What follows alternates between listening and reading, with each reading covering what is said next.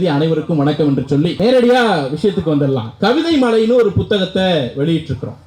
தலைவர் கலைஞர் அவர்களுடைய நூற்றுக்கணக்கான கவிதைகள், 2வது தொகுப்புல மட்டும் 188 கவிதை இருக்கு. ஆயிரக்கணக்கான கவிதைகளை 3 தொகுதிகளாக தொகுத்து வெளியிட்டிருக்கிறோம். தலைவர் கலைஞர் முதலில் கவிதை எழுதிய போது அவருக்கு வயது 14. ஓடி வந்த இந்தி பெண்ணை கேள், நீ நாடி வந்த கோடையுள்ள நாடு தல்லவே என்று அவர் கேட்ட போது 14 வயதுல அவர் கேட்டார். 1938 16 வயதுல இந்த கவிதை எழுதப்பட்டது.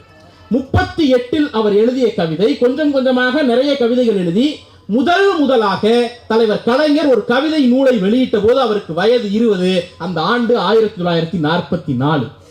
1944 கலைஞருடைய முதல் கவிதை புத்தகம் வந்தது.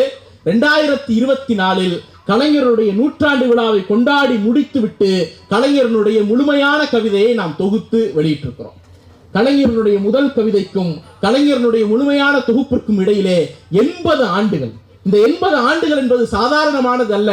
80 ஆண்டுகளில் தமிழ்நாட்டில் நடந்த அத்தனை சமூக அரசியல் மாற்றங்களையும் இந்த 3 தொகுதிகளை நீங்கள் படித்தால் கவிதை வடிவில் தமிழ்நாட்டினுடைய அரசியல் வரலாற்றை, தமிழ்நாட்டினுடைய சமூக வரலாற்றை உங்களால் புரிந்து கொள்ள முடியும் என்று சொன்னோமானால் அந்த பெருமை தலைவர் கலைஞரை தாண்டி வேறு எந்த தலைவருக்கும் இருக்காது. இந்த புத்தகத்தினுடைய ஆக்கப்பணிகள் குறித்து ஏன்னா அண்ணன் கவிதை மலையை ஒரு மலையாக, இடியாக, மின்னலாக பொழிந்து விட்டு போய்விட்ட பிறகு கவிதையை பத்தி நான் பேசினேன்னா டம்மி ஆயிடுவேன். அதனால அந்த கவிதைக்குள்ள நான் போகல. 2 விஷயம். ஆக்சுவலா இந்த புத்தகத்தினுடைய ஆக்கப்பணிகள்னு ஒண்ணு இருக்குல்ல. இந்த நூலை வடிவமைக்கணும்னா கலைஞர் முதல் முறையாக அப்பா கௌராவை அழைத்து இந்த மாதிரி கவிதை மலை போடணும் அப்படின்னு சொன்ன போது எல்லாம் ரெடி பண்ணியாச்சு. புக்கை கொண்டு போய் கொடுக்குறாங்க.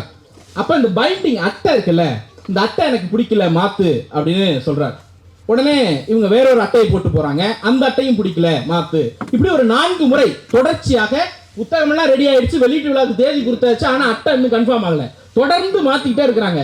கலைஞர் கடைசியா அவரே ஒரு நாள் கூப்பிட்டு பில் கிளின்டனுடைய வாழ்க்கை வரலாற்று புத்தகத்தை கையில எடுத்து இந்த புத்தகத்தினுடைய அட்டையை பாருங்க, அட்டைக்கு உள்ள ஒரு மடிப்பு வச்சு அதுல குறிப்பு எழுதியிருக்கிறாங்க, இந்த மாதிரி அட்டை வேணும் என்று கேட்டாராம். நீங்கள் யோசித்து பாருங்கள். 2 செய்தி இருக்கு அதுல. ஒண்ணு, தமிழ்நாட்டில் வெளிவந்த எந்த புத்தகத்திலும் அந்த மாதிரியான ஒரு வடிவமைப்பு கிடையாது. ஒரு எழுத்தாளன் உள்ள என்ன எழுதியிருக்கிறதுங்கிறதான் கவனமா இருப்பான். ஆனா அட்டை எப்படி வரணும் என்பது வரைக்கும் மிக நுணுக்கமாக கவனமாக இருந்த தலைவர், ஒரே தலைவர் கலைஞர் மட்டும். அது அல்ல செய்தி. பில் கிளின்டனுடைய வாழ்க்கை வரலாற்றை அந்த புத்தகம் வந்தவுடனேயே படித்து முடிக்கக்கூடிய அளவிற்கு தீவிர வாசிப்பாளராக தலைவர் கலைஞர் இருந்தார். ஏதோ இங்க இருக்கக்கூடிய யாரோ ஒருவருடைய வாழ்க்கை வரலாறு அல்ல.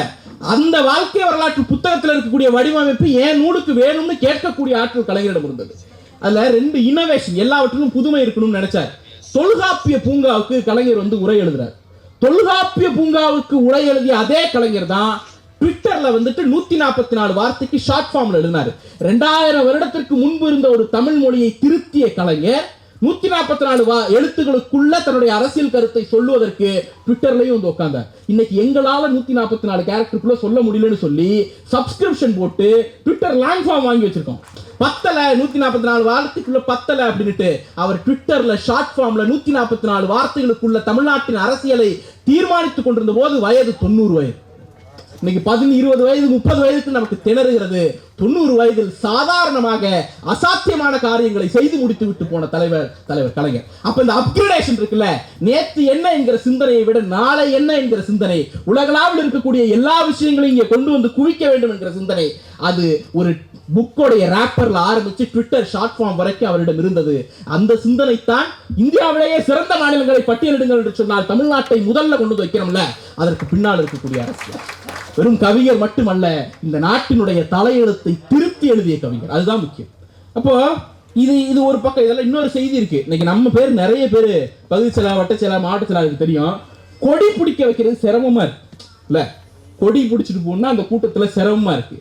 தலைவர் கலைஞர் இந்த உள்ள கருப்பு சிகப்புல எழுதியிருக்கிறோம். இது ஆக்சுவலா வேற கலர்ல முதல்ல எழுதி கொண்டு போய் கொடுத்தாச்சு.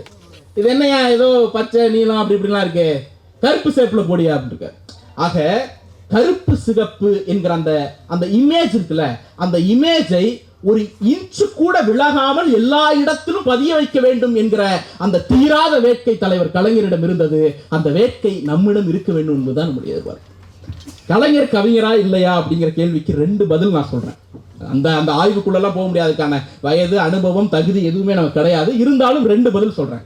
இங்க நிறைய பேர் ஆயிரவிளக்கு தொகுதியிலேருந்து வந்திருக்கீங்க, ஏறக்குறைய எல்லோருமே. ஆயிரவிளக்கு தொகுதியில வள்ளுவர் கோட்டம் இருக்கிறது. இந்த வள்ளுவர் கோட்டத்துக்கு ஒரு சிறப்பு இருக்கு. என்னன்னா, வள்ளுவர் கோட்டத்தினுடைய பின்பக்கம் அந்த தேர் இருக்குல்ல, அந்த தேருக்கு பின்பக்கம் ஒரு பாண்டு, குளம் இருக்கு. அந்த குளம் வந்து முழுசா தண்ணி நிரப்பிட்டோம்னா தேர்னுடைய டயர்ல தொடங்கி கலசம் வரைக்கும் மொத்தமும் அந்த பின்னாடி இருக்கக்கூடிய குளத்துல ரிஃப்ளெக்ட் ஆகும். நீங்க அந்த குளத்தினுடைய கடைசியில போய் நின்று பார்த்தீங்கன்னா, எங்க அந்த அன்னை தெரசா பக்கம், மாளிகை பக்கம் போய் நின்று பார்த்தீங்கன்னா உங்களுக்கு அந்த குளத்துல தேர் மொத்தமும் விழும். அதே போல மொட்டை மாடி, வேயா மாடம்னு பேரு, அந்த மொட்டை மாடிக்கு போய் பார்த்தீங்கன்னா உள்ள இருக்கக்கூடிய திருவள்ளுவர் சிலையும் மேல இருக்கக்கூடிய கோபுரமும் அங்க இருக்கக்கூடிய தண்ணியில விழுமா? அந்த தேர் என்ன தேர்? கல் தேர். சிற்பி வடிவமைச்சிட்டாரு, கல் தேர் போட்டு கொண்டு வந்து கொடுத்தாச்சு. அப்போ கலைஞர் வந்து கேட்கிறாராம், பின்னாடி வந்து நாம வந்து தண்ணி வச்சு ரிஃப்ளெக்டார் போடுறோம், மேல ரிஃப்ளெக்டார் போடுறோம், கல்லு தேரை போட்டோம்னா அது அப்படியே தானே நிற்கும், சும்மா தானே நிற்கும், அது எப்படி ஒரு உயிரோட்டமே இருக்காதே, என்ன பண்ணலாம் அப்படின்னு கேட்டா, தேர்ல தொம்பைன்னு ஒன்று இருக்கும். தொம்பைன்னா அந்த சைடுல 4 துணி தொங்குது இல்ல, அதையும் முதலில் கல்லில் தான் வடிவமைத்தார்கள். கல்லில் வடிவமைக்கப்பட்ட அந்த சிற்பி கொண்டு போய் கொடுக்கும் பொழுது இதை எப்படி உயிரோட்டமா மாத்துறதுன்னு கலைஞர் யோசிச்சிருக்காரு. ஒரே நிமிடத்தில் சொன்னாரா, ஒண்ணுமில்ல, இந்த 4 தொம்பை சுத்துது இல்ல, இந்த 4 தொம்பையை மட்டும் துணியில போட்டுருங்க, கல்லுல போடாதீங்க. துணி காற்றில் அசையும், அந்த காற்றில் அசைவது நீரில் பிரதிபலிக்கும், தேர் அசைந்து ஆடி வருவது போல் இருக்கும். யோசிச்சு பாருங்க, இதை ஒரு அரசியல்வாதியால் சிந்திக்க முடியாது, இதை ஒரு இன்ஜினியரால சிந்திக்க முடியாது, இது ஒரு ஆர்கிடெக்டால கூட சிந்திக்க முடியாது. முழுக்க முழுக்க ஒரு கவிஞனால் மட்டும்தான் இதை சிந்திக்க முடியும். தலைவர் கலைஞர் ஆகப்பெரிய கவிஞர். இன்னொரு விஷயம் சொல்றேன், தமிழ் கண்டென்ட், யூடியூபுக்கு கண்டென்ட். 90 வயது கலைஞருக்கு 2014 திருச்சி மாநாடு நடக்கிறப்போ, கழகத்தினுடைய கடைசி மாநில மாநாடு ஏறக்குறைய அதுதான் நினைக்கிறேன். அதற்கு வந்து கலைஞர் ஒரு கடிதம் எழுதினார். தொடர்ச்சியா முரசொலியில வந்து இதுவரை நடந்த மாநாடுகள் குறித்து ஒரு கடிதம் எழுதினார். அந்த மாநாட்டு கடிதங்களை எல்லாம் தொகுத்து புத்தகமாக போட்டு மாநாட்டில் விற்பனைக்கு வைப்பது, வெளியிடுவது என்பது இலக்கு. அந்த புத்தகத்தை தொகுத்தவரும் நம்முடைய அப்பா கௌரா அவர்கள் தான். அந்த புத்தக பணி முடிஞ்சிடுச்சு. அதை கொண்டு போய் ப்ரூஃப் பார்த்து ஃபைனல் காப்பியை தலைவர் கலைஞர்கிட்ட கொடுக்கறதுக்காக அவர் கோபாலபுரத்துக்கு போயிருக்காரு. கோபாலபுரம் வீட்டு வாசல்ல அந்த கார் வந்து நிக்குது. தலைவர் ஏறிட்டாரு, இவர் லேட்டா போயிட்டாரு. கொண்டு போய் கொடுத்த உடனே பார்த்துட்டு பின்னாடி அண்ணன், நேரு அண்ணன் எல்லாரும் அமர்ந்திருக்கிறார்கள், மூத்த அமைச்சர்கள்லாம் அமர்ந்திருக்கிறாங்க. வாசல்ல தயாளம்மா அவர்களும் செல்வி அக்கா அவர்களும் நின்றுருக்காங்க. நான் சொல்லலை, இது கௌரா அவர்கள் எழுத்துப்பூர்வமா எழுதி வச்சதுனால சொல்றேன், இல்லைன்னா இந்த மேடைகளில் நான் பயிர மாட்டேன். யோசிச்சு பாருங்க, கலைஞருக்கு 2014 வயது 90 இல்லையா?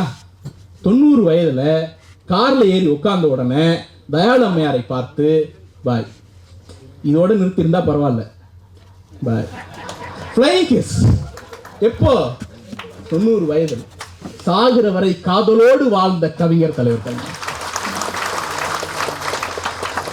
இதுதான் வந்து இந்த இடத்துல நமக்கு பெரிய. சரி, காதல் தான் எழுதினாரா, கவித்துவமா மட்டும் தான் எழுதினாரான்னு கேட்டா, நரம்பு புடைக்க இந்த இனத்தின் இனமானத்தை உசுப்புவதற்கும் கலைஞர் எழுதினார். ஒரே ஒரு கவிதையை மட்டும் சொல்றேன். ஆகஸ்ட் 15 சுதந்திரம் பிறந்த நாள், செப்டம்பர் 15 தமிழனுக்கு சுவாசம் பிறந்த நாள், செப்டம்பர் 17 சொரணை பிறந்த நாள், அதே நாளில் சூடும் பிறந்ததாலே கழகம் பிறந்த நாள், நாமும் பிறந்தோம். அப்போ தமிழ்நாட்டின் தன்மானத்தை, சூட்டு சொரண இதையெல்லாம் மீட்டெடுப்பதற்காக உருவாகி வந்த இயக்கம் இந்த இயக்கம். உருவாகி வந்த தலைவர் தந்தை பெரியார், தலைவர் அறிஞர் அண்ணா, அந்த வழியில் வந்த இயக்கம் தான் திராவிட முன்னேற்ற கழகம் என்பதை 3 வரி கவிதையில் சொல்லி முடிக்கக்கூடிய ஆற்றல் கலைஞர் ஒருவரிடம் தான் இருந்தது. அடுத்து எனக்கு அண்ணா பத்தி சொன்னாங்க, ரொம்ப நேரம் எடுத்துக்க மாட்டேன், சுருக்கமாக அண்ணா பற்றி சில செய்திகளை மட்டும் சொல்லிட்டு விடைபெறலாம். ஒண்ணு, நம்முடைய மேனாள் எம்பி ரா செலியன் நம்மிடம் ஒரு ஸ்டால்வார்ட் ஒரு எம்பி இருந்தாங்க. செலியன் அவர்கள்ட்ட போய் அண்ணா 100ஆண்டு கட்டத்தில் ஒரு கடிதம் கேட்குறாங்க, அண்ணா பத்தி ஒரு கட்டுரை எழுதி கொடுங்கன்னு கேட்குறாங்க. அதுக்கு அண்ணா குறித்து அவர் எழுதுறார். என்ன எழுதுறாருன்னா, அண்ணா ஒரு இயக்கத்தின் தலைவர். அண்ணா யாருன்னு கேட்கும்போது அவர் சொல்றார், அண்ணா ஒரு இயக்கத்தின் தலைவர். எந்த இயக்கத்தின் தலைவர்? கையில் காசு இல்லாமல், மனதில் மாசு இல்லாமல் நின்ற லட்சக்கணக்கான உடன்பிறப்புகளை கொண்ட ஒரு பேரியக்கத்தின் தலைவர் அப்படிங்கிற. அப்போ திமுகவை செலியன், அண்ணாவை செலியன் எப்படி டிஃபைன் பண்ணாருன்னு சொன்னா, கையில காசு இல்லாம மனசுல மாசு இல்லாம நின்ற லட்சக்கணக்கான உடன்பிறப்புகளின் தலைவன் சொன்னார். இன்றைக்கு ஆட்சி வந்து விட்டோம், அதிகாரம் வந்து விட்டோம். இன்னைக்கு எனக்கு தெரியும், இங்க இருக்கக்கூடிய 300 பேரில் 290 பேர் என்னால பட்டியலிட முடியும். பையில காசு இல்லாம மனசுல மாசு இல்லாம இந்த இடத்துல இருந்தாங்க. அப்போ இந்த இயக்கத்தினுடைய அடையாளம் என்ன? அண்ணா வந்து மிகப்பெரிய எழுத்தாற்றல், மாயாஜாலம் வாய்ந்த எழுத்துக்கு சொந்தக்காரர். அண்ணாவுடைய எழுத்து வலிமை இருக்குல்ல, அதை வேற யார் ஒருவராலும் ஒப்பிட முடியாது. ஒரே ஒரு உதாரணம் சொல்றேன். அண்ணா சாதி பெயரை சொல்லி கட்சிக்கு ஆள் சேர்க்கல. இந்த சாதினா வா எல்லாம் அப்படின்னு கூப்பிடல. நான் இந்த மதத்தை சேர்ந்தவன் எல்லாம் வான்னு மதத்தின் பெயரை சொல்லி ஆள் கேட்கல. என்கிட்ட கோடி கோடியா காசு இருக்கு, என் பின்னால வந்து நில்லுன்னு காசை காட்டி ஆசை காட்டல. பதவி தரேன் அப்படின்னு சொல்லி கூப்பிடல. எது பதவி தரேன்னு கூப்பிடல. ஏன்னா 1949 இந்த இயக்கம் தொடங்கப்பட்ட போது நாம் தேர்தலில் நிற்கிற இயக்கம் கிடையாது. நாம கவுன்சிலர் ஆவோம், எம்எல்ஏ ஆவோம், எம்பி ஆவோம், மந்திரி ஆவோம்னு இந்த இயக்கத்தை தொடங்கி யாருக்கும் தெரியாது. அப்ப பதவி கொடுக்கிறேன் அப்படின்னு சொல்லி கூப்பிடல, பெயர் கிடைக்கும் வான்னு கூப்பிடல, புகழ் கிடைக்கும் வான்னு கூப்பிடல. இப்படி எதை சொல்லியும் கூப்பிடவில்லை. அண்ணா ஒன்றே ஒன்றைத்தான் சொல்லார், கொள்கையை சொல்லி கூப்பிட்டார். அந்த கொள்கையை சொல்லி கூப்பிட்ட காரணத்தினால தான் எமர்ஜென்சியை எதிர்கொண்டோம். ராஜீவ் படுகொலைக்கு பின்பு படாத கஷ்டத்தை எல்லாம் பட்டோம். இப்படி ஆட்சி அதிகாரம் இல்லாத போதும் இந்த நாட்டில் ஒன்றிணைவோம் வா என்று உலகத்திற்கு பாடம் சொல்லக்கூடிய ஒரே இயக்கமாக திராவிட முன்னேற்ற கழகம் இருக்கிறது. கோவிட் நடந்ததுல என்ன நடந்துச்சு? எல்லாம் உயிருக்கு பயந்து கையில பிடிச்சிட்டு ஓடிக்கொண்டிருந்த போது ஒன்றிணைவோம் வா என்று வீட்டை விட்டு வீதிக்கு வந்து உயிரை கொடுப்பதற்கு துச்சமாக நினைத்தார்களே, அந்த இயக்கத்தை சேர்ந்தவர்கள் திராவிட முன்னேற்ற கழகத்துக்காரர்கள். அது என்ன காரணம்?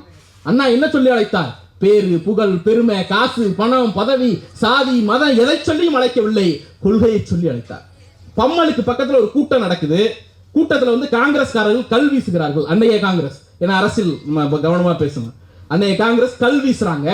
கல் வீசின உடனே எதிர்த்து திருப்பி நம்ம ஆள் சும்மா இருவானா, சும்மா எடுத்து வீசுறான்.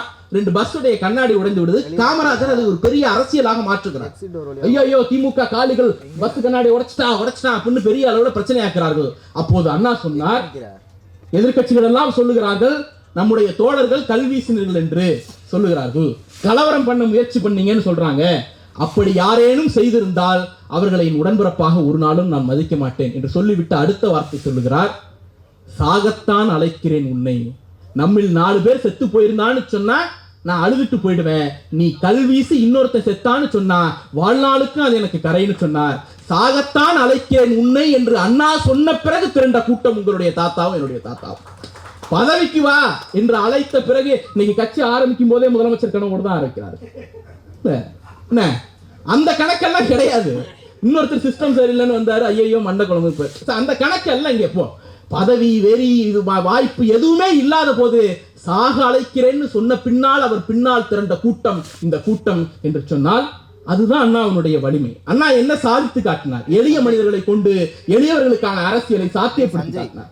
நீங்க கையில காசு இல்ல, மனசுல மாசு இல்ல, ஆனா என்ன பண்ணீங்க?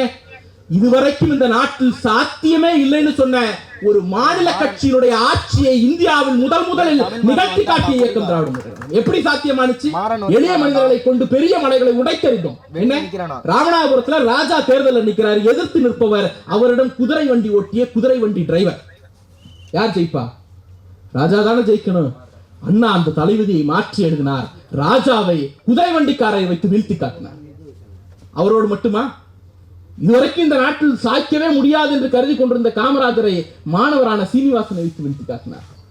இதுவரைக்கும் சர்வாதிகாரத்தின் உச்சம், தமிழ்நாட்டினுடைய மக்களாட்சி வரலாற்றில் இப்படி ஒரு ஆட்சியை பார்த்ததே இல்லை என்று சர்வாதிகாரத்தின் உச்சாணி கொம்பில் நின்று கொண்டு ஆடிய அம்மையார் ஜெயலலிதாவை ஈஜி சுகவனம் என்று ஒரு எளிய தொண்டனை வைத்து வீழ்த்தி காட்டினார். எளிய மனிதர்களை கொண்டு எல்லாவற்றையும் சாத்தியப்படுத்தி காட்டிய இயக்கம் இந்த இயக்கம். நான் சொன்ன அண்ணா கடுமையான எழுத்துக்காரர்னு ஒரு அதுக்கு உதாரணம் என்ன தெரியுமா? நான் முன்னாடி சொன்னேன்ல, அவர் இதையெல்லாம் சொல்லி ஆள் சேர்க்கல, கொள்கையை மட்டும்தான் சொல்லி ஆள் சேர்த்தார்னு. அந்த கொள்கை திராவிட நாடு கொள்கை. அந்த கொள்கையை கைவிட வேண்டிய ஒரு நெருக்கடி அவருக்கு வருகிறது, அரசியல் நெருக்கடி. கைவிடலைன்னா கட்சி போயிடும், கைவிட்டோம்னா அவன் காசுக்கு வரல, பதவிக்கு வரல, இந்த கொள்கைக்காகத்தான் வந்தான், அவன்லாம் போயிடுவான். இந்த நெருக்கடியை அண்ணா எப்படி எதிர்கொண்டார்? ஒரே கேள்விதான். எப்படி எதிர்கொண்டிருப்பார்? கூட்டம் போட்டாரா, பேசினாரா, வீதிக்கு வீதி நடந்து பேசினாரா? அதெல்லாம் தனி. எண்ணி துணிக தருமம் என்று ஒரே ஒரு புத்தகம் எழுதினார். அந்த ஒரு புத்தகம் கட்சியையும் காப்பாற்றியது, தொண்டர்களையும் காப்பாற்றியது, மாநில சுயாட்சி என்கிற கொள்கை வழியாக இந்த இயக்கத்தின் கொள்கையையும் காப்பாற்றியது. அப்ப இதுதான் அடிப்படையாக இருக்கிறது. நீங்க யோசித்து பாருங்க, எதுக்கு இந்த ஸ்ட்ரென்த்? இன்னைக்கு ஈவினிங் வந்து பொதுக்கூட்டத்துக்கு முடிச்சுட்டு எல்லாம் போக போறீங்க இங்க காஞ்சிபுரத்துக்கு. 75 ஆண்டு காலம் ஒரே சின்னம், ஒரே கொடி, ஒரே தலைமை என்கிற அடிப்படையில் எத்தனையோ பிளவுகள் வந்த பிறகும் நாமெல்லாம் உறுதியோடு நிற்கிறோம் என்று சொன்னால் என்ன காரணம்? அரசியலா, அதிகாரமா? அதெல்லாம் கிடையாது. இது அண்ணன் தம்பி உறவு.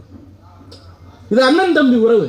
இங்க இருக்கக்கூடிய எல்லோரையும் அண்ணன் என்றுதான் நான் அழைக்கிறேன், எல்லோரும் என்னை தம்பி என்றுதான் அழைக்கிறார்கள். தோழர் என்பது அரசியல் சொல். ஆமா, நண்பன் என்பது அரசியல் சொல். எல்லாம் எங்க வரைக்கும்? தோழர் என்று சொன்னாலும் நண்பன் என்று சொன்னாலும் வீட்டு வாசலுக்கு வெளியில தானே. வீட்டுக்குள்ள தோழரோ நண்பரோ இருக்க போறது இல்ல. வீட்டுக்குள்ள இருக்க போறது அண்ணனும் தம்பியும் தான். இயக்கத்தை, அரசியலை வீட்டுக்கு வெளியே இருந்த நிலையிலிருந்து வீட்டுக்குள்ளே கொண்டு வந்து அமர வைத்தவர் பேரறிஞர் அண்ணா இல்ல. அதனால தான் இன்னைய வரைக்கும் அண்ணன் தம்பி என்கிற உறவோடு இந்த இயக்கம் எக்ஸ்டெண்ட் ஆயிட்டே போகுது. ஒண்ணும் இல்லை, இன்னைக்கு நிறைய பேர் திருமண பத்திரிகை அடிக்கிறோம் நாமெல்லாம். இந்த திருமண பத்திரிகைக்கு பின்னால் என்ன செய்தி இருக்கிறது? ஒரு காலத்தில் திருமணம் என்பது சொந்த சாதியில, சாதி பேரை தவிர வேற எதுவும் அந்த திருமண பத்திரிகையில இருக்காது. அந்த ஒரு திருமண பத்திரிகை எடுத்துக்கிட்டீங்கன்னா அதுல இருக்கக்கூடிய அத்தனை பேரும் ஒரே சாதிக்காரர்களாக இருப்பார். ஏன்னா மாமே, மச்சான், அண்ணன், தம்பி எல்லாம் ஒரே சாதிக்காரராக தான் இருப்பாங்க. ஆனால் திராவிட முன்னேற்ற கழகத்துக்காரன் அடிக்கக்கூடிய திருமண பத்திரிகையில் மட்டும்தான் எல்லா சாதிக்காரனுக்கும் இடம் இருக்கும். ஏன்னா எங்கள் எல்லோ சாதியிலும் எனக்கு அண்ணன் இருக்கிறார்கள், எல்லா சாதியிலும் எனக்கு தம்பி இருக்கிறார்கள் என்கிற அந்த சகோதர பந்தத்தை உருவாக்கியவர் பேரறிஞர் பெருந்தகை அண்ணா. நம்முடைய நுங்கம்பாக்கம் இல்லத்துல அண்ணா வந்து படுத்திருக்கிறார். திடீர்னு எழுந்து உட்கார்ந்து சில கோப்புகளை பார்க்கிறார், கையெழுத்து போடுறார். அவருக்கு தெரியாது நாம என்ன ஆக போறோம், என்ன நடக்க போகுது அப்படின்னு தெரியாது. அடுத்த சில நாட்கள்ல அடையாறு மருத்துவமனையில, கேன்சர் இன்ஸ்டிடியூட்ல அவரை சேர்க்க வேண்டிய நிலை ஏற்படும்னு யாருக்கும் தெரியாது. ஆனால் அண்ணா அவருடைய மரணத்தை முன்பே யூகித்தார். எப்படி யூகித்தார்னா, சட்டமன்றத்தில் ஒரு முறை யுவர் டேஸ் ஆர் கவுண்டட், உங்களுடைய நாட்கள் எண்ணப்படுகிறது என்று சொல்ல போது, ஆமா மை ஸ்டெப்ஸ் ஆர் மெஷர், என்னுடைய காலடிகளை நான் பார்த்துதான் வைக்கிறேன் என்று சொன்னவர். அப்போ அவருடைய மரணத்தை அவர் முன்பே யூகித்தார். என்னதான் அறிவியல் வளர்ந்திருந்தாலும், மருத்துவம் வளர்ந்திருந்தாலும், மரணம் வாசல் வந்து கதவை தட்டுகிறது என்பது அண்ணாவுக்கு தெரிந்திருந்தது. நம்முடைய பேராசிரியர் பெருந்தகை 1971ஆம் ஆண்டு முரசொலி மலர்ல ஒரு செய்தியை சொல்கிறார். என்ன அப்படின்னா, நுங்கம்பாக்கம் இல்லத்துக்கு பேராசிரியர் வருகிறார். நம்முடைய நுங்கம்பாக்கம் இல்லத்துக்கு. அந்த இல்லத்துக்கு வந்து பார்க்கும்பொழுது அண்ணா ஃபைல்ல கையெழுத்து போட்டுட்டு இருக்கிறார். மணி நள்ளிரவு 12 இருக்கிறது. அந்த ஃபைல்ல கையெழுத்து போட்டு இருக்கும் பொழுது, இப்போதானே ட்ரீட்மெண்ட் முடிஞ்சு வந்தீங்க, ரெஸ்ட் எடுக்கலாமே, ஏன் இந்த கோப்புகள் எல்லாம் இப்போ கையெழுத்து போடணும், என்ன அவசரம்னு கேட்டபோது, அவசரமா கையெழுத்து போடலைன்னா இனி எப்போதும் கையெழுத்து போட முடியாத சூழல் வந்துவிடும் என்று அவர் சொன்னார். அடுத்த நாள் அடையாறு கேன்சர் இன்ஸ்டிடியூட்டில் சேர்க்கப்பட்டார். அதன் பிறகு நுங்கம்பாக்கம் இல்லத்திற்கு அவர் வரவே இல்லை. அப்போ சாவு கண்ணுக்கு முன்னால் இருக்கிறது என்று தெரிந்த பின்னாலும் இந்த இயக்கத்திற்காக, இந்த நாட்டிற்காக உழைத்து ஓய்ந்த ஒரே பெருமகன் பேரறிஞர் அண்ணா மட்டும்தான். அவர் விட்டு செல்கிற செய்தி ஒன்றே ஒன்றுதான், சாவுக்கு கண்ணுக்கு முன்னால் இருக்கிறது என்று தெரிந்தாலும் இந்த நாட்டுக்காகவும் இந்த இயக்கத்திற்காகவும் உழைக்க வேண்டிய கடமை நமக்கு இருக்கிறது. வாய்ப்புக்கு நன்றி, விடைபெறுகிறேன். நன்றி.